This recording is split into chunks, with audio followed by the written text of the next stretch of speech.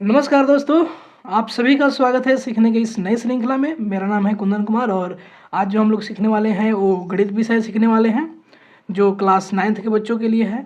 उसमें हम लोग अध्याय संख्या आज 8 सीखेंगे। अध्याय का नाम है चतुर्भुज अर्थात क्वाड्रिलेटरल। आज जो हम लोग करने वाले हैं इसका भाग संख्या 1 करने वाले हैं। जैसा कि आपको पता है कि आप क्लास 8 में भी चतुर्भुज के बहुत सारा प्रकार पढ़ चुके हैं, जिसमें समलंब चतुर्भुज, आयत, वर्ग, पतंग, समांतर चतुर्भुज, ये सभी चतुर्भुज के बारे में आपने डिटेल से अध्ययन किया है। लेकिन उसी कड़ी में हम आगे बढ़ते हुए, आगे क्लास को ध्यान में रखते हुए क्लास 9th में भी इसके बारे में हम लोग अध्ययन करेंगे। तो जैसा कि पता है आपको चतुर्भुज का अर्थ क्या होता है, तो चतुर्भुज मतलब 4 रेखाखंडों से घिरी हुई बंधाकृति।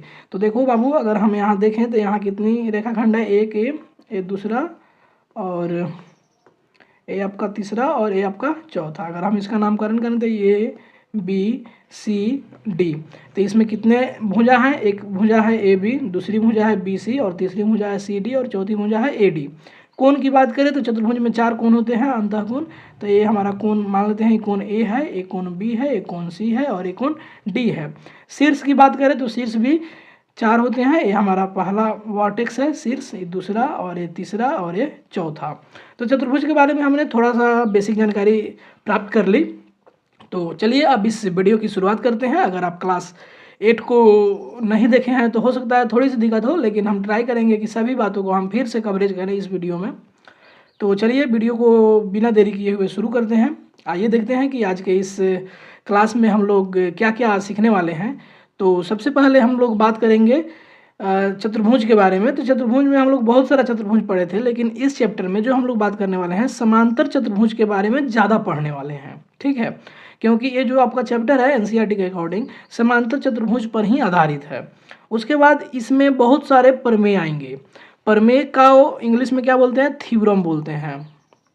अभी हम आपको बताएंगे भी प्रमेय क्या होता है, कैसे इसको सिद्ध करना होता है, ठीक है। और उसमें एक हमारा प्रमेय 8.1 है, इसको भी हम क्या करेंगे, प्रूफ आज करने वाले हैं। तो चलिए शुरू करते हैं। तो सबसे पहली बात है कि समांतर चतुर्भुज के कुछ गुण देख लेते हैं। तो समांतर चतुर्भुज एक ऐसा चतुर्भुज है, जब चतुर्भुज है तो चतुर्भुज का ही टाइप होगा जिसमें सम्मुख भुजाओं के दोनों युग्म क्या होते हैं, समानांतर होते हैं। अब समानांतर रेखाएं क्या होती है, ऐसी दो रेखाएं जो आपस में कभी एक दूसरे को नहीं काटे, तो उस प्रकार के रेखा युग्म को हम क्या बोलेंगे, समानांतर रेखा युग्म है। तो इसमें जो सम्मुख भुजाएं होती है, सम्मुख माने आमने सामने, सम्मुख मतलब सामने वाली जो भुजा होती है, और मान लीजिए हमारा ये पहला भुजा है और ये दूसरा भुजा है, तो इसके सामने ई है, तो ई जो होगा ना, ये क्या होगा, ये दोनों पैरेलल होगा, ऐसे और ऐसे, तो एक पैरेलल होगा, ठीक है। तो ये जो दोनों युग्म होगा, अर्थात चतुर्भुज में कितने युग्म बनेंगे, युग्म मतलब होता है पेयर, जोड़ा। तो अगर देखें तो 2 युग्म बनेंगे, 4 भुजा है तो देखो बाबू, ए हो गया ए हो गया बी, ई हो गया सी और ई हो गया डी। तो हमारे पास 2 युग्म है, एक युग्म है ए बी भुजा और कौन भुजा, सी डी भुजा, और एक क्या है, समानांतर है। जब समानांतर आता है तो हम 2 लाइन को ऐसे सीधी लाइन खींच देते हैं, तो ये सिंबल किसका होता है, पैरेलल का। और देखो ये जो ए डी है, ए से डी अर्थात ई वाला पार्ट, और ये जो बी सी है, ये भी दोनों आपस में क्या है, समानांतर हैं। तो पहला ये आपका प्रॉपर्टी समझ में आ गया, गुण समझ में आ गया, ठीक। अब हम बात करते हैं दूसरे गुण के ऊपर। तो देखो दूसरा जो गुण है, इसकी जो सम्मुख भुजाएं होती है वो क्या होती है, बराबर होती है। अर्थात जितना लंबाई ए बी का होगा उतना ही लंबाई किसका होगा, सी डी का होगा। अगर हम एक चतुर्भुज बनाएं जो समांतर चतुर्भुज है, तो उसमें अगर हम अपना जो मापने वाला स्केल है उससे अगर हम मापेंगे तो जितना लंबाई ये ए बी का आएगा उतना ही लंबाई किसका आएगा, सी डी का भी आएगा। अगर हम फिर से नापें तो ये भी तो हमारा एक पेयर है, युग्म, तो ए डी की जितनी लंबाई होगी उतनी ही लंबाई किसकी होगी, बी सी की भी होगी। तो अर्थात ए डी बराबर क्या होगा, बी सी। अब देखो तीसरी प्रॉपर्टी ये है जो सबसे महत्वपूर्ण है, इसकी सम्मुख कोण क्या होते हैं, बराबर होते हैं। अब सम्मुख कोण कौन कौन होगा भैया, जरा इस पर एक बार हम नज़र डालते हैं। तो ये हमारे पास एक समांतर चतुर्भुज है ए बी सी और डी। तो इसमें जो समूह कोण होगा, अर्थात जो कोण डी है और कोण जो बी है, किसका है, आमने सामने वाला कोण है। और जो कोण ए है और जो कोण सी है, अर्थात जो कोण ए होगा वह किसके बराबर होगा, कोण सी के। और जो कोण बी होगा वह किसके बराबर होगा, कोण डी के। यह तो आप गुण पढ़ लिए, इसको हम प्रूफ भी करेंगे कि ये कैसे बराबर हो जा रहा है आगे के भाग में, तो घबराना बिल्कुल नहीं है। तो यहाँ तक अपने झटपट सीख लिया समांतर चतुर्भुज के 3 गुण। पहला गुण क्या है कि इसमें जो सम्मुख भुजाओं के जो दोनों युग्म होते हैं क्या होते हैं, पैरेलल होते हैं, पहला चीज़ ये है। दूसरा चीज़ ये है कि इसकी सम्मुख भुजाएं बराबर होती है, अर्थात आमने सामने वाली जो भुजा होती है वो हमेशा बराबर होगी। और तीसरी बात यह है कि इसके जो सम्मुख के कोण होंगे वो भी बराबर होंगे। तो हमारे पास 3 पॉइंट है, एग्जाम में आते हैं कई बार कि समांतर चतुर्भुज के कोई 2 गुण लिखें, 2 मार्क्स में पूछ लिया जाता है, तो आप इसे इजिली कर पाएंगे। अब चलिए हम आगे बढ़ते हैं। यहाँ पर आप ये देख रहे हैं, ये हमारा एक समांतर चतुर्भुज है। ये आपको इस जितना सोर्स है, इस सबका सोर्स एनसीईआरटी है, एनसीईआरटी पुस्तक से ही सब लिया गया है। तो ये जितना कंटेंट है सबका सोर्स एनसीईआरटी ही है। तो हमारे पास एक ABCD क्या है, एक समांतर चतुर्भुज है। तो आप यहाँ देख लीजिए, जो AB होगा वो किसके बराबर होगा, CD के बराबर होगा, अर्थात इसका सम्मुख भुजा बराबर हो गया। जो AD है वो किसके बराबर होगा, BC के बराबर होगा। और रही बात है तीसरी पॉइंट की कि समूह कोण बराबर होते हैं, तो जितना कोण A होगा उतना ही कोण C होगा, जितना कोण B होगा उतना ही कोण D होगा। और जो AB होगा, AB वो पैरेलल होगा किसके बाबू, CD के। और जो AD होगा वो किसके पैरेलल होगा, BC के। सॉरी, यहाँ पे पैरेलल की जगह हम इक्वल टू लिख दिए, यहाँ पे पैरेलल होगा। तो AD पैरेलल होगा किसके, BC के। जब पैरेलल लिखते हैं तो ऐसे लिखे, दो ऐसे लाइन खींच देते हैं, तो ये किसका साइन है, पैरेलल का। अगर हम बात करें परपेंडिकुलर अर्थात लंबवत, तो ऐसे लिखते हैं लंबवत, उल्टा T लिख देते हैं, तो ये किसका साइन हो जाता है, लंबवत का। तो इसमें आप कन्फ्यूज नहीं होंगे। अब हम आगे बढ़ते हैं कि आप कई बार सुने होंगे कि अब हम 9th क्लास में आ गए हैं तो बहुत सारा थ्योरम पढ़ना है, प्रमेय पढ़ना है, क्योंकि क्लास 8 तक तो ऐसा कुछ रहता नहीं है। तो काफ़ी बच्चे क्या होते हैं, घबरा जाते हैं। तो आखिर अब समझते हैं कि प्रमेय क्या होता है। तो चलिए जानते हैं प्रमेय क्या होता है। तो जो प्रमेय होते हैं अर्थात जो थ्योरम होते हैं गणित में, वह कथन होते हैं, अर्थात स्टेटमेंट होते हैं, अर्थात आपको कुछ गणितीय भाषा में कुछ लिखा हुआ रहेगा, ठीक है, जिससे तर्क और प्रमाण अर्थात लॉजिक और प्रूफ के द्वारा क्या किया जा सकता है, सिद्ध किया जा सकता है। जैसे में आपने पिछले चैप्टर में पढ़ा होगा कि जो त्रिभुज के तीनों कोणों का जो अंतः कोण बन रहा है अंदर वाला, ये तीनों कोणों का योग कितना होता है, 180 डिग्री। तो ये क्या है, एक स्टेटमेंट है कि त्रिभुज के तीनों कोणों का जो योग होगा वो कितना होगा, 180 डिग्री होगा। ये हमारा क्या हो गया, स्टेटमेंट हो गया, गणितीय कथन हो गया। अब हमें इसे प्रूफ करना पड़ेगा। तो इस प्रकार की लाइन को हम क्या बोलेंगे, थ्योरम बोलेंगे। आया समझ में। अब जैसे मान लीजिए कि अगर हमें प्रूफ करना हो कि हम एक लड़का हैं, तो एक स्टेटमेंट हो गया।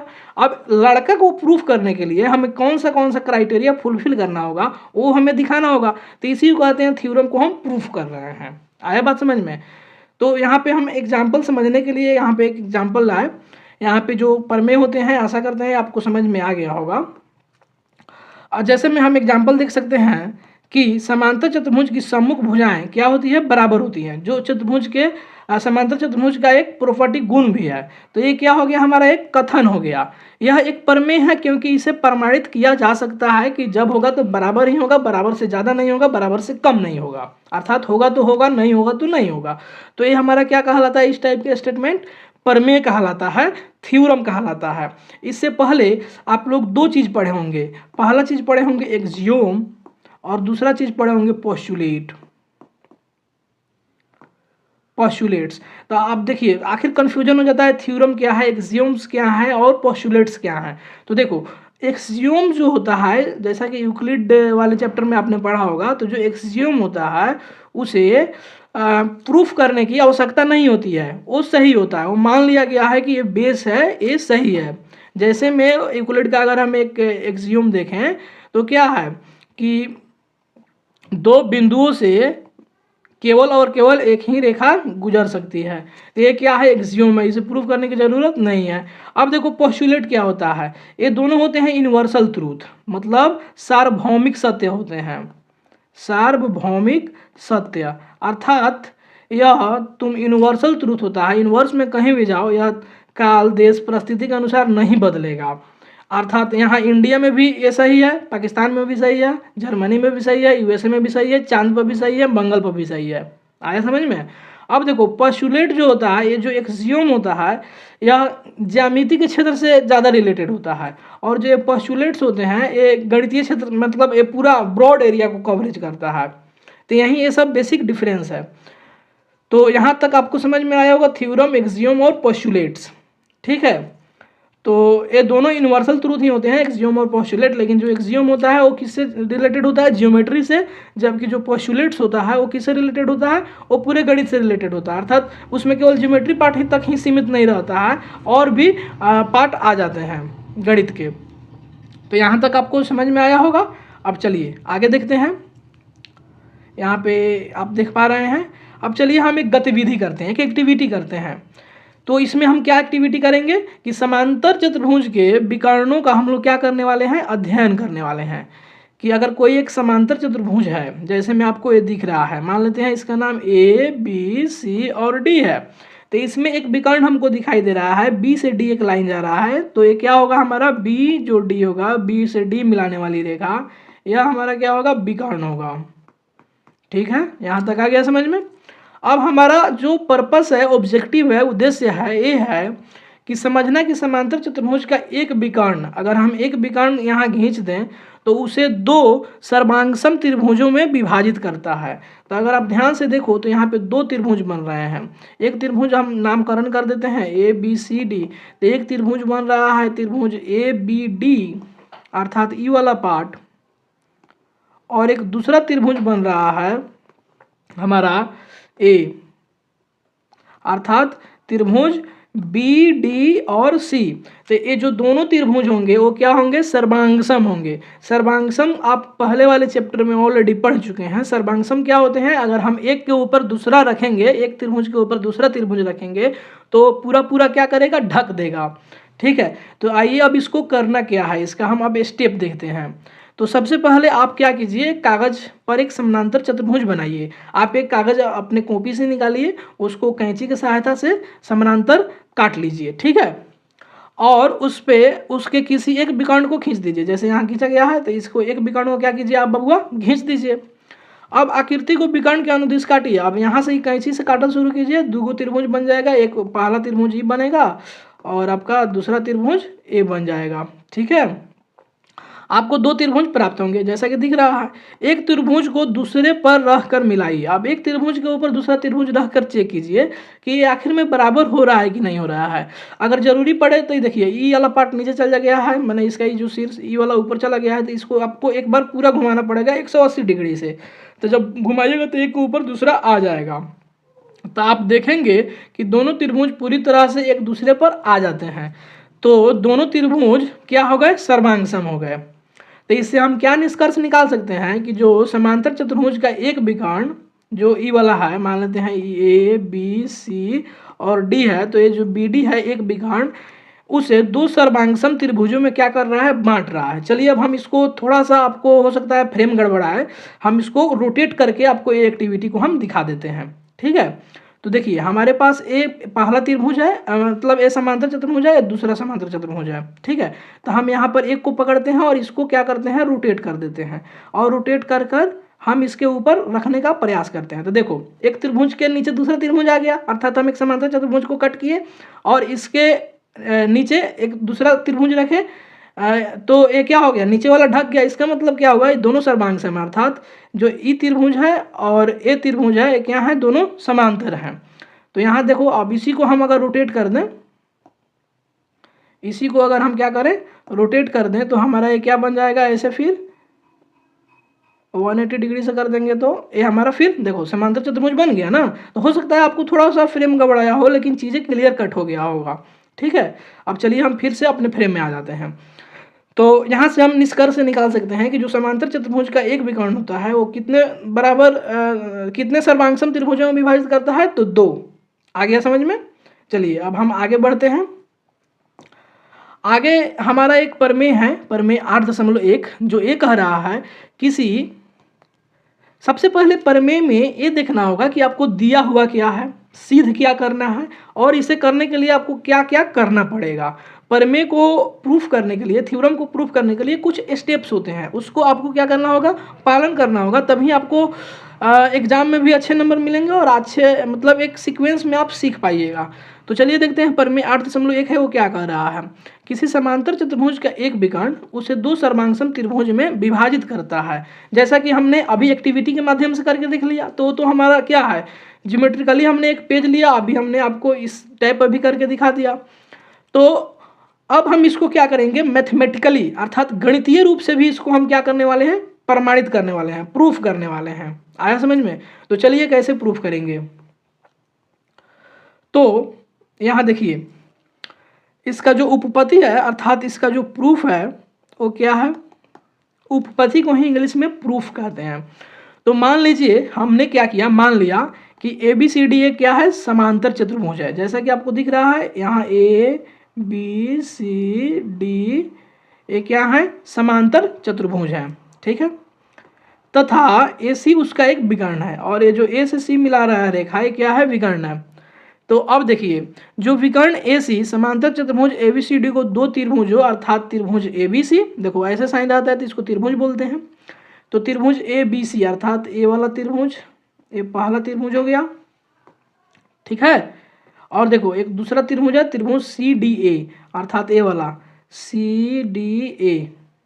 तो हम इसका नाम मान लो इसे ही पहला कहा देते हैं, इसको दूसरा कहा देते हैं, इसको दो भाग में विभाजित कर रहा है। तो अब हमें सिद्ध क्या करना है, ये हमें पता होना चाहिए। तो सिद्ध हमें करना है कि जो त्रिभुज ए बी सी है वो सर्वांगसम है त्रिभुज सी डी ए के। अब सर्वांगसम का सिंबल क्या होता है, तो बराबर लिखकर ऊपर से एक ऐसे साइन बनाते हैं, तो ये किसका साइन हो जाता है, सर्वांगसम का, ठीक है। अगर हमको समरूप दिखाना हो तो केवल ऐसे हम लिख देते हैं, तो किसका साइन हो जाता है, इसमें बराबर हटा देते हैं तो ये किसका साइन हो जाता है, समरूप का।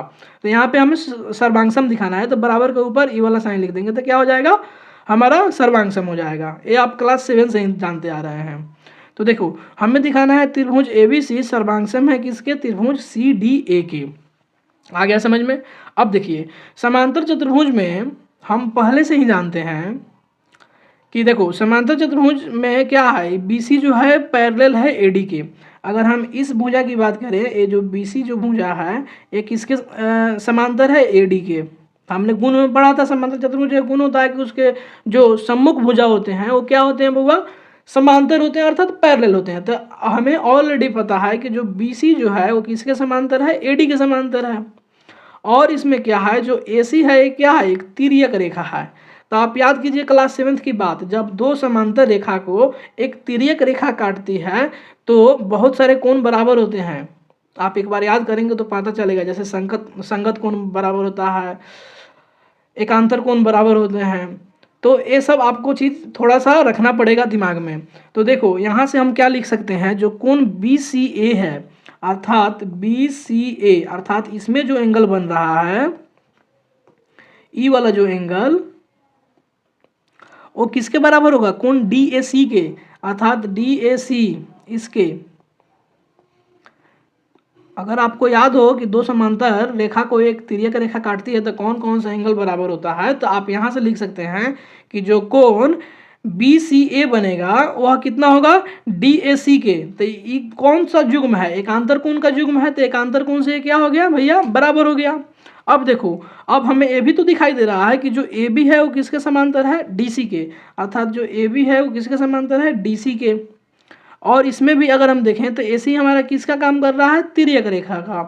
तो देखो तिर्यक रेखा हमारा क्या हो जाएगा, यहाँ पे ए सी ऐसे कट कर रहा है, दोनों ही समांतर रेखा है, इसे आप खींचोगे तो ए हमारा क्या हो गया, ए हमारा हो गया तिर्यक रेखा।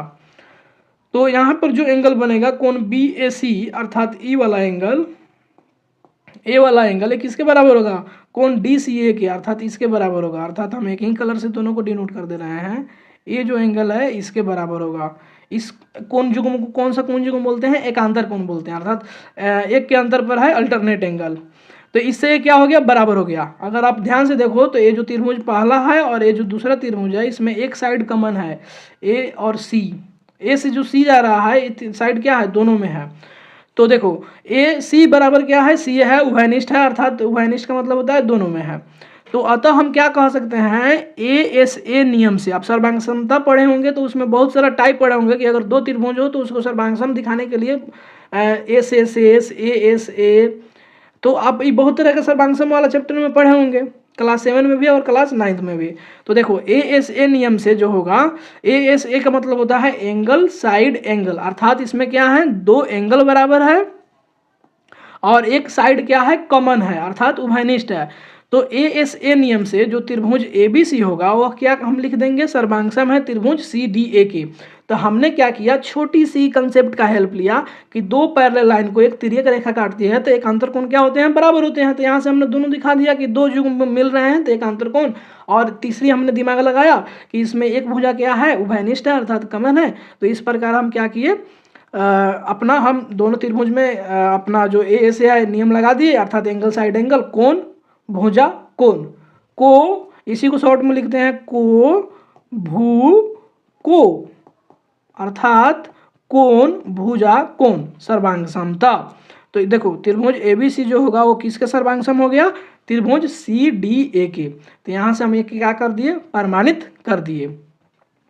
तो जो हम लोग अगले भाग में सीखेंगे वो सीखेंगे प्रमेय संख्या 8.2, फिर प्रमेय 8.3 और फिर प्रमेय 8.4। ठीक है, तब तक आपका बहुत बहुत धन्यवाद। मिलते हैं आपसे जल्द ही अगले भाग में। जय हिंद।